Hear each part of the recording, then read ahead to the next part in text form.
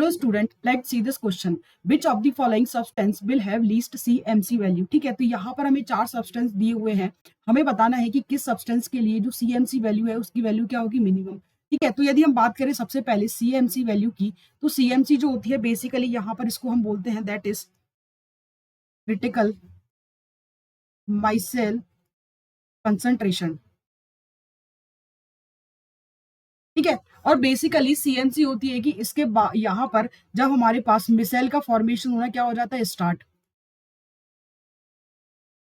ठीक है, और बेसिकली सब्सटेंस जिसके पास यहाँ पर हाइड्रोफोबिक जो फ्रेगमेंट है, हाइड्रोफोबिक जो फ्रेगमेंट है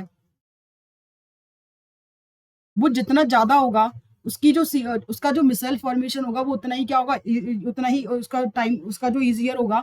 या फिर हम बोल सकते हैं कि सर्फेक्टेंट जो होते हैं यहाँ पर बेसिकली ये क्या है हमारे पास, सर्फेक्टेंट। अब सर्फेक्टेंट के पास हाइड्रोफोबिक फ्रेगमेंट जितना ज्यादा होगा उतना ही उसका इजियर क्या होगा, मिसाइलाइजेशन। easier will be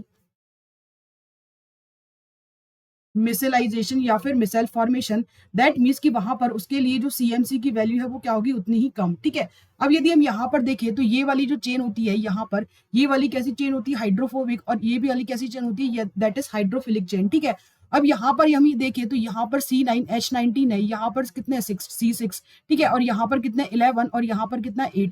that means कि सबसे जो लंबी हाइड्रोकार्बन चेन है वो किसमें, इस वाले सब्सटेंस में या फिर इस वाले सर्फेक्टेंट में। ठीक है, अब इस वाले सर्फेक्टेंट में सबसे लंबी हाइड्रोकार्बन चेन है, that is hydrophobic fragment.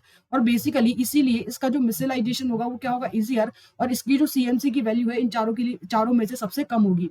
That means कि यहाँ पर जो लीस्ट सीएमसी वैल्यू होगी वो किसकी होगी, दैट इज ऑप्शन नंबर 3। तो करेक्ट ऑप्शन कौन सा हो जाएगा, option number 3। I hope you understood this question. Thank you.